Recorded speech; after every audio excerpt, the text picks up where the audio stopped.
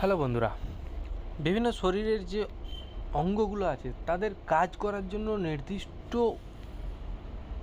একটা খাবারের প্রয়োজন বা পুষ্টির প্রয়োজন।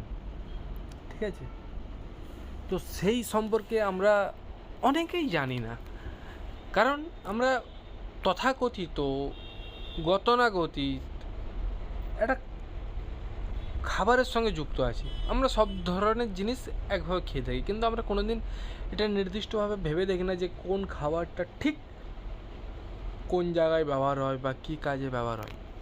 যেমন মস্তিষ্ক বা ব্রেনের জন্য প্রোটিন ও ওমেগা 3 বেশি ব্যবহার হয়। তো প্রোটিন ও ওমেগা 3 পাওয়া যায় কোন খাবারে?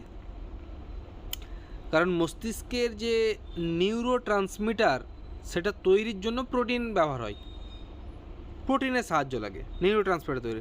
নিউরো ট্রান্সমিটারটা কি, যেটা বলে ব্রেনের মেমোরি। তাহলে সেই জিনিসটা তৈরি হতে গেলে কী প্রয়োজন হয়? বিশেষ করে যে জিনিসটার প্রয়োজন হয় সেটা হচ্ছে সামুদ্রিক মাছ, যেমন স্যালমন। আর এই জন্যই পৃথিবীতে স্যালমন মাছের দাম সব থেকে বেশি, কারণ ওতে ওমেগা 3 এবং প্রোটিন দুটোই অ্যাভেলেবেল থাকে, যা স্মৃতিশক্তি এবং একাগ্রতা বাড়াতে সাহায্য করে। সেকেন্ড পয়েন্ট হচ্ছে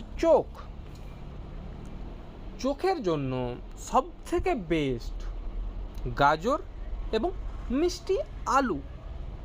এগুলো আছে বিটা ক্যারোটিন এগুলোতে, যা শরীরে গিয়ে ভিটামিনে রূপান্তরিত হয়। এটি রাতকানা রোগ প্রতিরোধ করে এবং চোখের রেটিনা ভালো রাখে। বা কখনো হার্ট এর জন্য যে কী মেডিসিন নিতে হয় এটা আমরা জানি না। তো হার্টের জন্য স্যালমন মাছ, ওটস বা বেরি ফল, যেটা ফ্রুট যেটা হয়, এই সমস্ত জিনিসগুলো খুব ভালো যায়। যেমন ওটসে ফাইবার প্রচুর পরিমাণে থাকে, যার ফলে রক্তের যে খারাপ কোলেস্ট্রল সেগুলা কমাতে সাহায্য করে। বেরি হিউজ অ্যামাউন্টে অ্যান্টিঅক্সিডেন্ট থাকে, যেটা ব্লাডকে পিউরিফাই করতে সাহায্য করে। তাহলে ওটসে যদি ফাইবার থাকে যেটা ব্যাড কোলেস্ট্রল কমাতে সাহায্য করে, তো ব্যাড কোলেস্ট্রল কমালে আমাদের অটোমেটিকলি ব্লাড প্রেশার কম হয়ে যাবে। ব্লাড প্রেশার কম হয়ে গেলে অটোমেটিকলি আমাদের হার্ট অ্যাটাকের যে টেনশন বা সম্ভাবনা, তাহলে সেই জিনিসটা কম হয়ে যাবে। তাহলে অনেক সময় দেখা যায় যে ফুসফুস বা লাংসের জন্য সবথেকে বেস্ট খাবার হচ্ছে ব্রকলি বা হলুদ বা রসুন। যেমন এই হলুদ ও রসুন অ্যাকচুয়ালি অ্যান্টিঅক্সিডেন্ট হিসেবে কাজ করে, বা কোনো প্রদাহরোধী গুণ এর মধ্যে থাকে, যার ফলে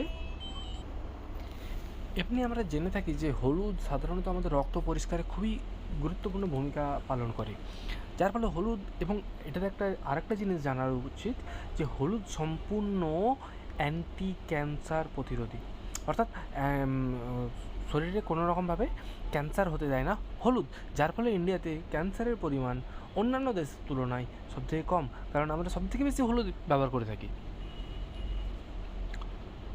ত্বক বা স্কিনের জন্য সবসময় কাঠবাদাম বেশি ব্যবহার করা উচিত। কাঠবাদাম বা কোনো সিডস বা বেরি, এই ধরনের জিনিসগুলো আমরা বেশি পরিমাণ খেলে আমাদের ত্বকটা অনেক সময় উজ্জ্বল হবে।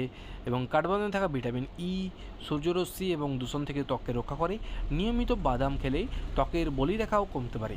ঠিক আছে, এরপরে আসি আমরা লিভার বা ক্রুসিফেরাস সবজি সবথেকে বেশি ভালো লিভারের জন্য। ক্রুসিফেরাস সবজি বা ব্রকলি বা বাঁধাকপির মতো সবজি লিভারের প্রকৃতি ডিটক্স বা বিষমুক্তকরণ প্রক্রিয়াকে অনেক বাড়িয়ে দেয়। তারপরে আসি আমরা পেশি বা আমার মাসালসের জন্য সবথেকে বেস্ট হচ্ছে প্রোটিন সোর্সের মধ্যে যেমন মুরগির মাংস এবং ডাল, ডিম, এগুলো হচ্ছে সবথেকে বেশি পরিমাণ খেলে আমাদের পেশির জন্য এগুলো খুবই উপকারী। কারণ আমরা অনেকেই জানি, অনেকেই শরীর আছে খুব স্ট্রং এবং অনেকেই আছে অনেক আমরা ফিল করি উইক, যার ফলে আমরা এই পেশি তাহলে আমরা এটুকু জেনে রাখলাম যে পেশির জন্য সবথেকে ভালো হচ্ছে প্রোটিন সোর্স অর্থাৎ মুরগির মাংস। তো অনেকে আমরা আছি বিভিন্ন ধর্মীয় মতে অনেক সময় আমরা বিভিন্ন খাবার খেয়ে থাকি, যেমন মুসলিম কাস্টরা বেশি রেড মিট খেয়ে থাকে, ঠিক আছে, বা আদার্স কাস্টরাও খাই।